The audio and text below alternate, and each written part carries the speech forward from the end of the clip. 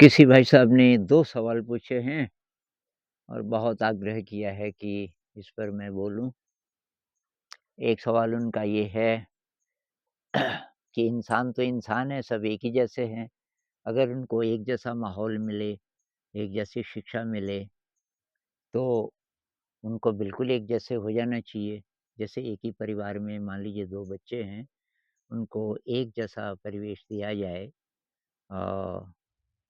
तो वो एक ही जैसे होने चाहिए कि नहीं? यानी कि क्या इंसान अद्वितीय है? हर इंसान एकदम अलग है और अलग है तो क्यों? दूसरा उनका सवाल ये भी था कि अगर हम किसी महान अ, व्यक्ति की बिल्कुल नकल करें, वैसे-वैसे कर्म करें जैसे उसने किए, तो क्या हम उसी जैसे बन जाएँगे? ये 2 सवाल हैं। तो क्या हम अद्वितीय हैं?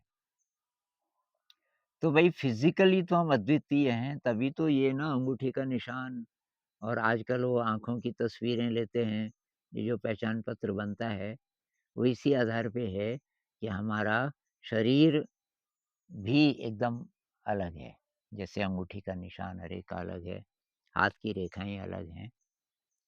लेकिन ब्रेन पे अगर हम पहुँच गए, ब्रेन का नक्शा बिल्कुल अलग है। तो ऐसी स्टडीज़ ट्विन्स पे हुई, मतलब सबसे ज़्यादा अच्छी स्टडी हो सकती है इस प्रकार की ट्विन्स पे, जो जुड़वाँ बच्चे होते हैं। अब जुड़वाँ बच्चे हुए तो एक साथ पैदा हुए और आप कहोगे कि वो तो बिल्कुल ही एग्ज़ैक्टली एक जैसे होने चाहिए, लेकिन ऐसा नहीं होता। क्या एक जैसा माहौल 2 लोगों को आप दे सकते हो? क्या ये पॉसिबल है? मान लीजिए 2 जुड़वाँ बच्चे हैं और आपने कोशिश की कि जन्म से लेके और मान लीजिए 10 साल तक एग्ज़ैक्टली एक जैसा माहौल उनको दें, तो उनका ब्रेन, उनकी अभिरुचियाँ या वो सब एक ही जैसा होना चाहिए। पर एक जैसा माहौल आप दे सकते हो क्या? नहीं दे सकते। मैं आपको छोटे-छोटे उदाहरण देता हूँ। 2 भाई हैं जुड़वाँ, दोनों क्रिकेट खेल रहे हैं, मान लीजिए 7-8 साल के हैं। तो 2 ही हैं, तो एक बॉलिंग करेगा, एक बैटिंग करेगा। ये वाला बैटिंग के लिए तैयार है। उधर बॉलिंग वाला जो है, वो उधर को जा रहा है और अब अभी-अभी वो इधर को पलटा। अभी उसने भागना शुरू नहीं किया बॉलिंग के लिए। ये तैयार है बैट वाला। इसकी नज़र पड़ती है, उनका घर उधर है, इसकी नज़र पड़ रही है कि बुआ आ रही है और वो बुआ को बहुत प्यार करता है। तो उसके मन में कैसी फीलिंग्स होंगी, कैसे विचार होंगे और उसके ब्रेन में क्या हो रहा होगा? क्योंकि जब-जब हम कुछ भी सोचते हैं, हमारा ब्रेन बदलता है थोड़ा-सा, नए साइनेप्सेस बनते हैं। कोशिकाओं के बीच जो न्यूरॉन्स हैं, उनके बीच नई कनेक्शंस बनते हैं, जिनको साइनेप्स कहते हैं। जो बॉलिंग वाला इधर को पलटा, उसकी नज़र पड़ी पड़ोसियों के कुत्ते पे। वो बाहर निकला, उस कुत्ते से बहुत डरता है। हालाँकि वो है तो बहुत दूर, पर उसको याद आई कि परसों ये बहुत ज़्यादा भौंक रहा था और फिर उस पिताजी के साथ था, तो पिताजी ने उसको कुत्ते के मालिक को बोला कि भाई साहब ज़रा इसको पकड़ लो, मेरा बेटा डर रहा है। वो घटना उसको याद आई, तो उसके ब्रेन में क्या हो रहा है, उस बीच उसका ब्रेन क्या बदल रहा है। छोटी-छोटी चीज़ों से हमारा ब्रेन बदलता है। ब्रेन बदलता है, तो नर्वस सिस्टम बदलता है, उससे धीरे-धीरे हमारे आइडियाज़, हमारे इमोशंस सब पे फ़र्क पड़ता रहता है। 2 इंसानों को आप एक जैसा माहौल कभी दे ही नहीं सकते। ये बहुत जनरलाइज़्ड चीज़ है। अच्छा, ये दोनों बच्चे एक ही पेड़ को देख रहे हैं मान लीजिए एक समय में, क्या उनके ब्रेन में एग्ज़ैक्टली एक ही जैसे विचार चल रहे होंगे? नहीं, क्योंकि इस बच्चे का और उस बच्चे का जो पिछला अनुभव है, उसके आधार पे उसका ब्रेन और उसका ब्रेन कुछ न कुछ फ़र्क होगा। तो ये पाया भी गया है स्टडीज़ में कि जैसे 2 जुड़वाँ बच्चे हैं, एक को वायलिन बहुत ज़्यादा पसंद है, वो वायलिन बजाना चाह रहा है, दूसरे को वायलिन नहीं है पसंद, कुछ और है, उनकी अभिरुचियाँ अलग हो जाती हैं। तो भई 2 लोग तो एक जैसे कभी हो नहीं सकते। अच्छा, अब बात आई कि अगर आप किसी को फ़ॉलो करोगे, वैसे ही कर्म करोगे तो उस जैसे बन जाओगे, पहले तो आप उसी जैसे कर्म कर ही नहीं सकते।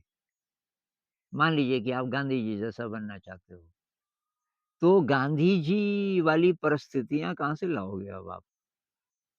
वो तो यूनिक आती है ना परिस्थिति, हर इंसान के सामने जो परिस्थिति आती है और तब उसके आधार पे वो अ, तब सोचता है कि क्या करें? एक जैसी परिस्थितियाँ कभी नहीं आ सकती। दूसरी बात, अगर हम दूसरों के ही जैसा बनने की कोशिश करते, इंसानियत में मान लीजिए केवल यही गुण होता कि भई पीछे हमसे पहले या अभी जो हैं भी हमारे आस-पास, जिनको कि अच्छा इंसान बोलते हैं, हम वही-वही करें तो वही हो जाएँगे, तो साइंस आगे बढ़ती, ना अध्यात्म आगे बढ़ता। क्यों? कि भई एक वैज्ञानिक ने जो ढूँढा आप उसकी नकल कर रहे हो तो आप वही ढूँढ पाओगे बस, उससे आगे थोड़ी जाओगे। उससे आगे आप कब जाओगे? जब आपके अंदर कुछ नया आएगा। तो जो नया आता है हमारे अंदर उसमें है वैल्यू, और वो चीज़ हमें, वो जो वैल्यू है, वो इस आधार पे है कि हम अद्वितीय हैं। हर इंसान एकदम अलग है और अपनी अद्वितीय को हम पहचाने इस जीवन में, ये है असली बात, तभी हमें खुशी मिल सकती है कि मैं अपनी शक्तियों को पहचानूँ और मेरे अंदर यूनिक शक्तियाँ हैं। कुछ न कुछ फ़र्क होगा। पूरी दुनिया में जितने इंसान हैं, उनमें आप एकदम अलग हैं। आप इतने अलग लोग दिखते क्यों नहीं? अब भीड़ में देखो, भीड़ की भीड़ है, सब एक ही जैसे लगते हैं। कारण ये है कि हम अपनी अद्वितीयता को छुपा के रखते हैं और हम ये मानते भी नहीं कि मेरे में कोई ख़ास बात है। हम भीड़ जैसा बनना चाहते हैं। आजकल कैसा फ़ैशन है, आजकल क्या चीज़ पसंद की जा रही है। क्रिकेट बहुत बड़ा गेम माना जाता है दुनिया में, तो आप भी बचपन से ही पेरेंट्स भी, आप भी क्रिकेट को ही हाइलाइट कर रहे हो, क्रिकेट ही देख रहे हो। तो अपने दिमाग से सोचना शायद हम बंद कर देते हैं। तो एक स्टडी हुई है कि 5 साल की उम्र के बच्चे का ब्रेन 98% क्रिएटिव होता है। वही बच्चा जब 25 साल का हो जाता है तो 2 ही प्रतिशत क्रिएटिविटी रह जाती है। क्रिएटिविटी कह लो, ओरिजिनैलिटी कह लो, अद्वितीयता कह लो। अद्वितीयता का प्रतिशत अ, हमारा ख़त्म होता रहता है धीरे-धीरे जैसे-जैसे उम्र बढ़ती है, क्योंकि हम दूसरों जैसा बनना चाहते हैं। हम एडजस्ट करना चाहते हैं समाज के साथ, और जितनी भी चीज़ें चल रही हैं, जितने भी सिस्टम्स, चाहे वो कितने करप्ट सिस्टम हैं, कितने गड़बड़ सिस्टम हैं, इकोनॉमिक, पॉलिटिकल इत्यादि, हम उसमें फिट होने की कोशिश करते हैं, जाने-अनजाने। कारण क्या? कि अपनी मौलिकता को नहीं ढूँढते। तो वही असली बात है कि हम अपनी मौलिकता को ढूँढें और किसी की तरह बनने की कोशिश न करें।